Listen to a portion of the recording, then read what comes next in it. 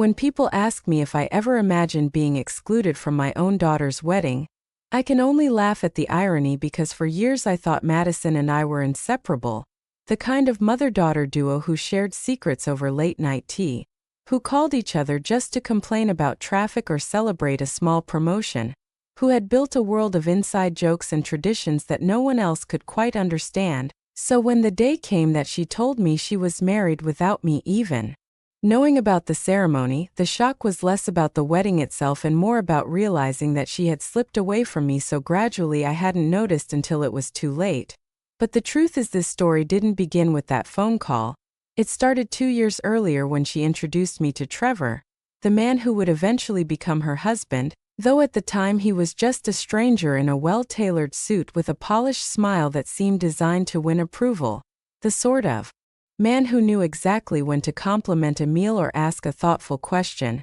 And while Madison glowed with happiness that first evening, I felt an unease stir in my chest, the same instinct that had warned me about her father years before, the man who had broken our family apart. But as any mother would, I swallowed my doubts and told myself that my daughter deserved joy, that she deserved someone who cherished her wit and her drive, that it wasn't my place to cast shadows on her excitement.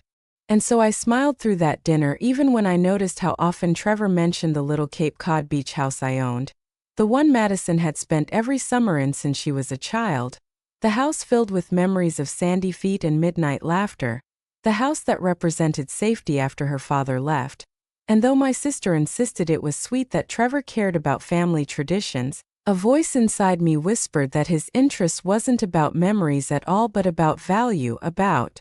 ownership. And still I chose silence, because a mother's love often disguises itself as restraint, as patience, as waiting for the truth to reveal itself. And over the months that followed I watched Madison's daily phone calls turn into weekly check-ins and then into silence, watched her excitement about new projects and Netflix shows fade into carefully worded explanations about why Trevor thought she should prioritize him, why her time was no longer hers to spend freely with me. And while I wanted to shout that love should never require severing bonds, I bit my tongue and told myself she was grown, that perhaps my protectiveness was outdated, that maybe I was holding on too tightly. But then came the milestones that should have been ours to celebrate together. An engagement announced through Facebook posts, party photos where her future mother-in-law stood beaming beside her while I wasn't even told the date, wedding plans discussed without me, dress fittings shared online but not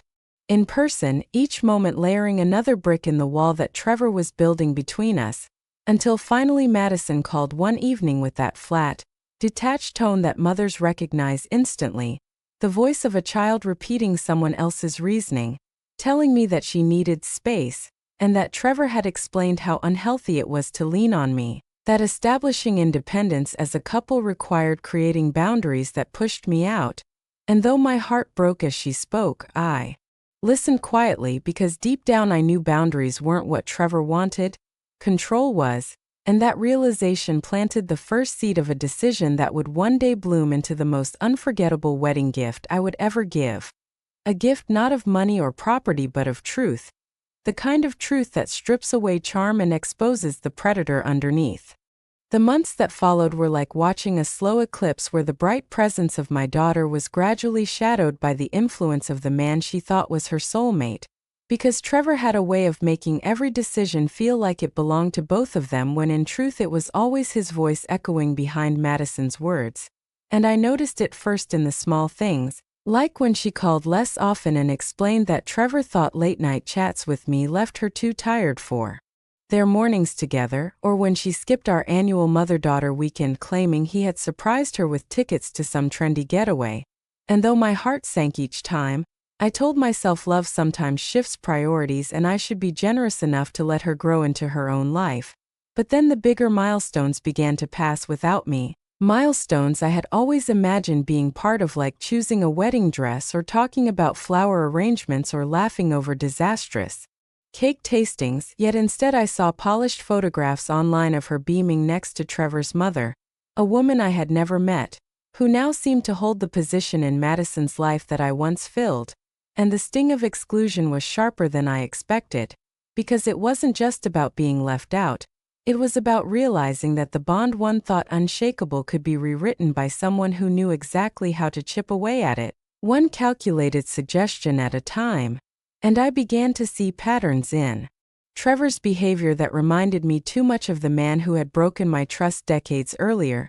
my ex-husband Robert, who had also been charming until he wasn't, attentive until he decided I was no longer convenient, and the similarities terrified me, because I could sense Trevor wasn't merely protective but possessive, not supportive but strategic, and I kept asking myself why Madison couldn't see what was so clear to me. But then again I remembered how blind I had been once too when love was dressed up as security, and so I remained silent, watching as she rationalized each new barrier between us by saying Trevor thought boundaries were healthy, or that his family had their own traditions I had to respect, until eventually my role in her life felt less like mother and more like a distant relative she occasionally updated out of obligation, and the pain of that realization was compounded by the memories of our past closeness, of nights when she'd call just to ask how to season chicken or mornings when she'd text me a funny meme before work, little rituals that tethered us to each other, rituals Trevor quietly dismantled under the guise of maturity. And the most brutal example came during the holidays when Madison explained she would spend Christmas with his family because Trevor believed starting their own traditions meant breaking from old ones, and though she said it kindly, with that rehearsed calmness he had clearly taught her, it cut me deeply because Christmas had been our safe harbor since her father left, a time when we stayed in pajamas until noon, drinking cocoa and unwrapping gifts as though the world outside didn't exist, and now that too was gone, replaced by some carefully curated holiday at a country club with people I had never met, people who had somehow become more important in Trevor's narrative of what family meant, and I started to notice how each justification she gave included his name. Trevor thinks this, Trevor says that, Trevor believes we should, as if her identity had been grafted onto his, and I realized with a sick kind of clarity that he wasn't simply guiding her, he was absorbing her, reshaping her into the version of herself that best suited his long-term ambitions, though she couldn't see it, blinded by affection and the promise of stability, and while part of me wanted to shake her and scream that she was being manipulated, another part of me knew that any direct confrontation would only push her further into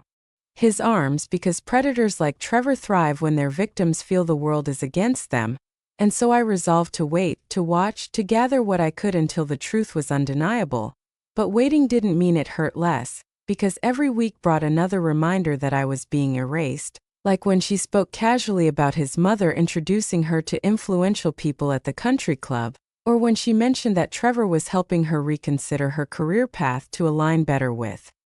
his vision of their future, and I could hear in her tone that she didn't even realize how much of herself she was giving away, how much of her independence, the very trait I had raised her to cherish, was slipping through her fingers, and each time I hung up the phone after one of those conversations, I felt both defeated and determined, because if motherhood had taught me anything, it was patience and the willingness to endure pain for the sake of protecting your child. And deep down I knew Trevor's mask would eventually slip, it always does with men like him, and when it did, I intended to be ready, not with anger alone but with proof, with evidence so undeniable that Madison couldn't dismiss it as jealousy or interference, because as much as it broke me to watch her fade away from me, I refused to let her be consumed by a man whose love was just a transaction in disguise, and though I didn't know then exactly how far Trevor's manipulations would go, I promised myself that when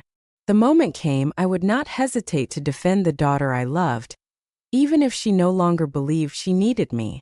The first real crack in Trevor's perfect facade appeared the day I learned of Madison's engagement through social media. A casual photo of her hand raised proudly with a massive diamond ring glittering in the light, captioned with words meant for strangers rather than for her own mother. And as I stared at the screen, the likes climbing by the minute, I felt an ache so deep it stole my breath because this milestone that should have been shared with me first had instead been broadcast to the world without even a courtesy call. And though she phoned later with a flurry of apologies and explanations about being caught up in the moment, I could already sense how neatly she was parroting the narrative Trevor must have fed her, one that excused my exclusion as an oversight rather than a deliberate step in his carefully orchestrated plan. And when I asked about the engagement party, her hesitance revealed the truth, because after all the excuses about traditions and Trevor's family customs, it became clear that there was no seat for me at that table.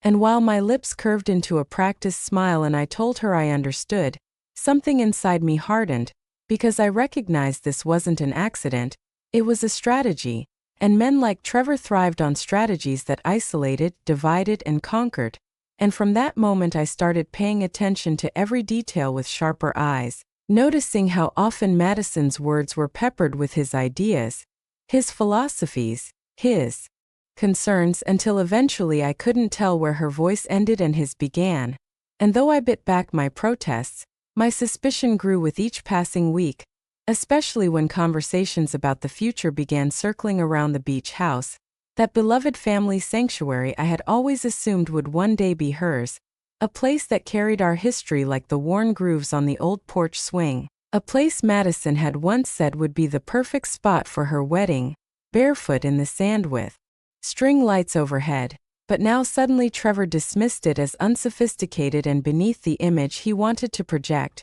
planting seeds in her mind about finding a home of their own, a subtle but unmistakable attempt to detach her from the legacy that connected us. And though Madison repeated these ideas with conviction, I knew they weren't hers, they were his, and that realization pushed me toward action, because I could no longer sit quietly while he rewrote the script of her life. And so I began to dig, at first hesitantly, starting with the digital breadcrumbs anyone leaves behind in the modern world, searching public records, scrolling through old social media accounts, making discreet calls to acquaintances from Madison's college days, and slowly a pattern emerged, one that confirmed my worst fears, because Trevor had walked this path before, slipping into the lives of other women whose families had wealth or property, charming them until they were isolated, then maneuvering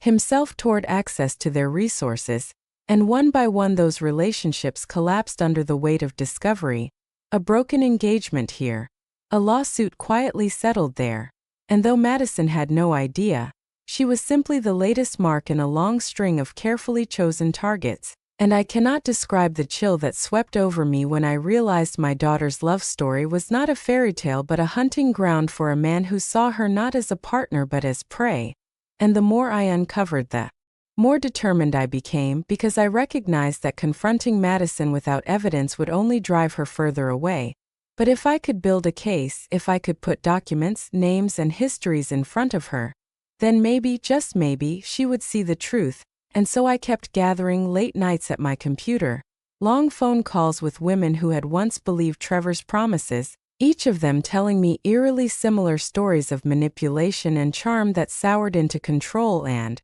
exploitation. And though part of me wanted to collapse under the weight of despair, another part of me grew stronger with each revelation, because I understood that the only way to save Madison was to show her that she wasn't alone, that others had been deceived in the same way, that the shame wasn't hers to carry. And by the time she called me weeks later with that flat tone announcing new boundaries and distance, I had already resolved that when the moment came, I would not simply hand her over to his control. I would fight back with the only weapon predators like Trevor truly feared. The truth laid bare, undeniable and devastating. A truth I was quietly assembling into what would become the most important gift I would ever give my daughter. A gift wrapped not in ribbons but in revelation. The phone call that finally split the thin thread holding us together came on a quiet Wednesday morning while I was pruning the roses in my backyard, the sun just beginning to warm the air, when Madison's name flashed on my screen, and for a fleeting moment I felt that old instinctive joy, the kind that used to accompany our long conversations about nothing and everything. But the moment I heard her voice I knew something was different. There was no warmth, no excitement, just a detached, mechanical tone as she announced she had married Trevor the day before in a private ceremony, and I stood frozen among the rose bushes, thorns brushing my hands, trying to process how my daughter, the girl who once begged me to braid her hair before school and swore I'd be the first person she'd call when anything important happened,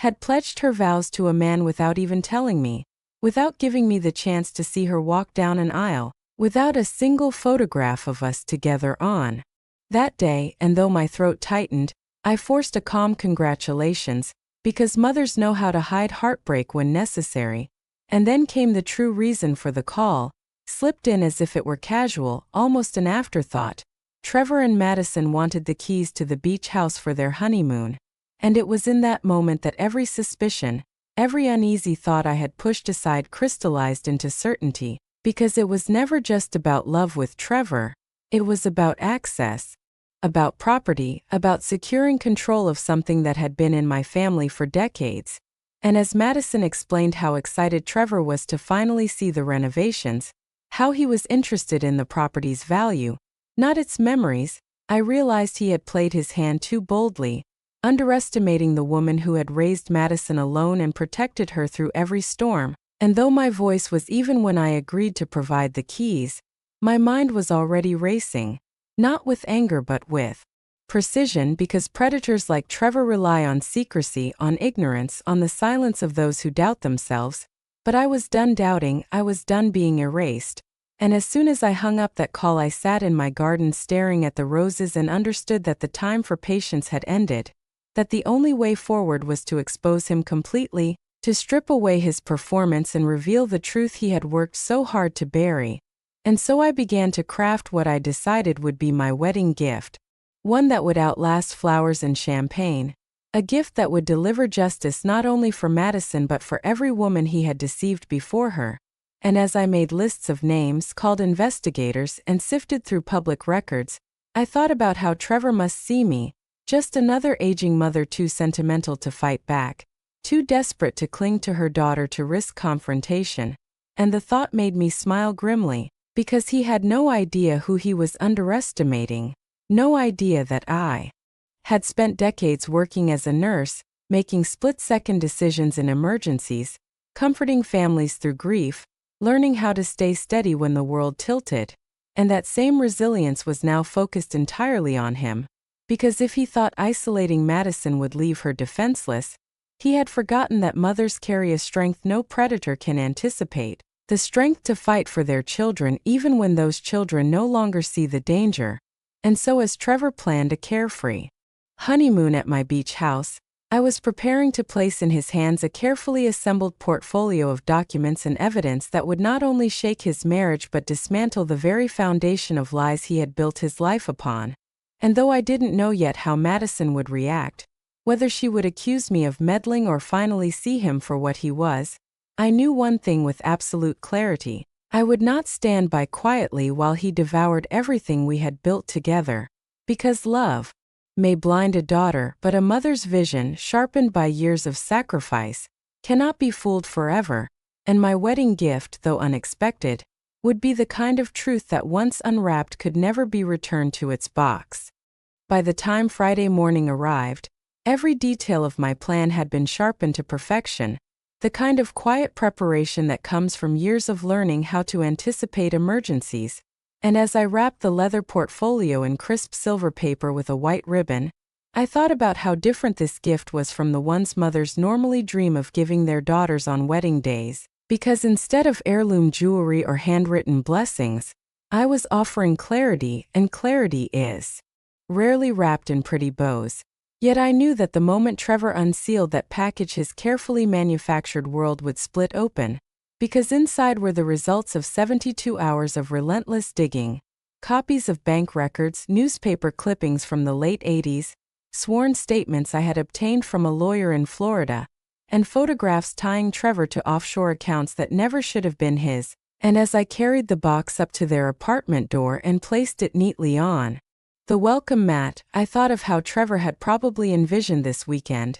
picturing himself lounging at my beach house, drinking wine on the deck while congratulating himself on how easily he had manipulated Madison and how completely he had removed me from her life. But instead he would come face to face with a truth his charm could not out-talk, because the documents laid out in that portfolio told a story of greed passed down through generations, beginning with his grandfather's theft from my late husband, theft that had bankrupted us and fractured my family decades earlier, A story Trevor had surely known about and chosen to exploit rather than correct. And the irony was almost poetic, that the very inheritance he had relied on to fund his lifestyle legally belonged to Madison as her father's heir, meaning that Trevor had married his target without even realizing he had positioned himself in the path of justice. And I will admit there was a certain grim satisfaction in imagining his face as he realized the trap he had walked into. Though I told myself this wasn't revenge, it was simply a reckoning long overdue. And so after leaving the box I went home, brewed a pot of tea, and sat by the window waiting, not anxious but steady, because I knew the call would come. And sure enough at 2:17 in the afternoon my phone rang, Madison's number but Trevor's voice exploding through the line, accusing me of cruelty, of insanity. His words frantic and ragged as though he had been cornered, and in the background I could hear Madison's sobs, her confusion spilling out as she begged to speak to me. But Trevor's anger drowned her out, demanding to know how I dared expose his so-called family secrets, threatening me with police action as if truth itself were a crime. And I let him rage, sipping my tea with deliberate calm, answering only to point out that every page I had given them came from public record or legal archives. Nothing fabricated, nothing but facts. And that if he truly believed I had lied, he was welcome to prove it in court. And with every measured word I could feel his fury shift into panic, because predators thrive on secrecy but falter under scrutiny. And in that moment I realized he wasn't just angry, he was afraid. Afraid that the woman he had underestimated had cut the strings of his puppet show. Afraid that Madison might start asking questions he could no longer answer. And that fear was my first real victory, though I knew the battle wasn't over, because what mattered most was not Trevor's reaction but Madison's, whether she would cling to his narrative or finally recognize the manipulation for what it was. And so as he screamed and slammed the phone down, leaving only silence, I sat back and thought about the gift I had truly given my daughter, not simply proof of his deception but the freedom to choose with open eyes, the freedom to reclaim the life he had slowly stolen piece by piece. And though she hadn't called me back yet, I knew the seed had been planted, that even if she resisted, even if she defended him at first, the weight of the evidence would gnaw at her, erode the lies he had built, and sooner or later the truth would demand to be seen. And in that knowledge I found peace, because whether today, tomorrow, or months from now, Madison would come to understand that her mother had never abandoned her, had never stopped fighting for her, and that sometimes love looks less like comfort and more like confrontation, less like approval and more like an unflinching spotlight cast on the darkness.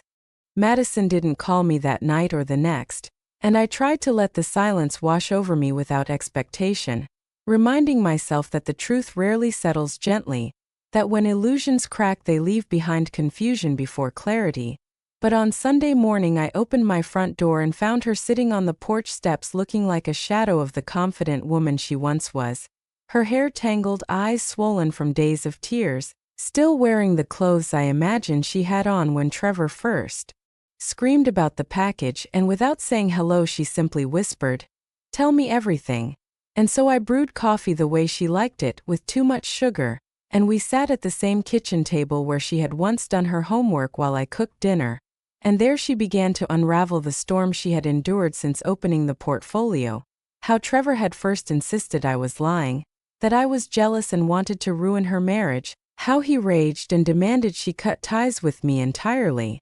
But then when she pushed back even slightly, his tone shifted to pleading, apologizing, saying I was unstable, that my grief over her father had twisted me. And listening to her recount his desperate spins on the narrative I realized how cornered he must have felt, because predators fight hardest when the mask is slipping. Yet the cracks were already visible to Madison, and she confessed that after he stormed out claiming he needed space, curiosity drove her to his desk, where she discovered a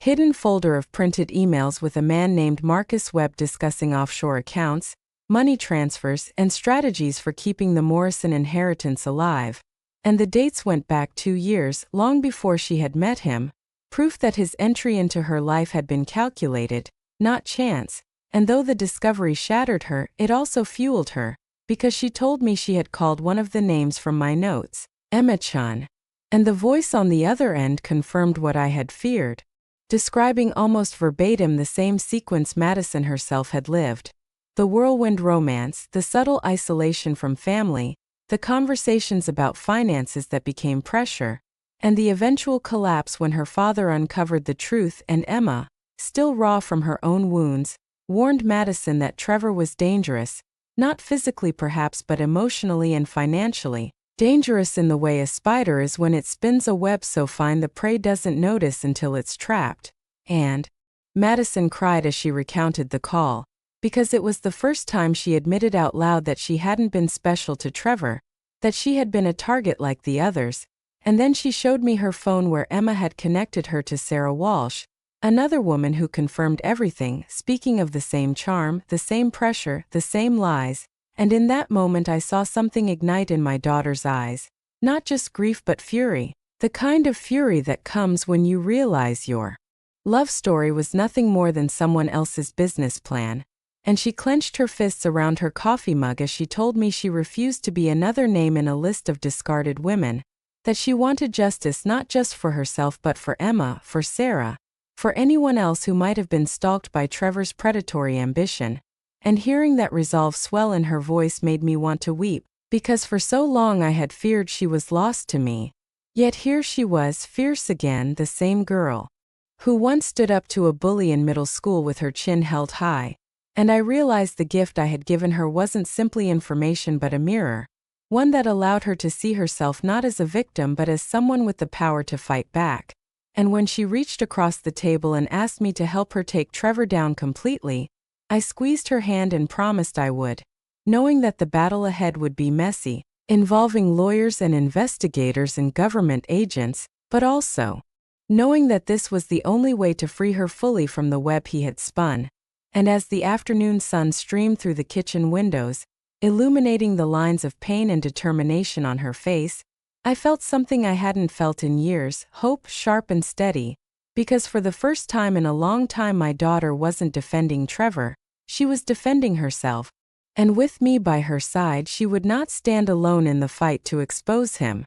Once Madison made the decision that she would not simply walk away but instead confront Trevor with the full weight of the law, everything began moving quickly, as if the universe had been waiting for her to reclaim her strength. And within days we were sitting in a quiet office across from a federal investigator named Jennifer Liu, a woman with sharp eyes and a calm voice who explained that Trevor's name had already surfaced in ongoing inquiries related to financial fraud and marriage scams,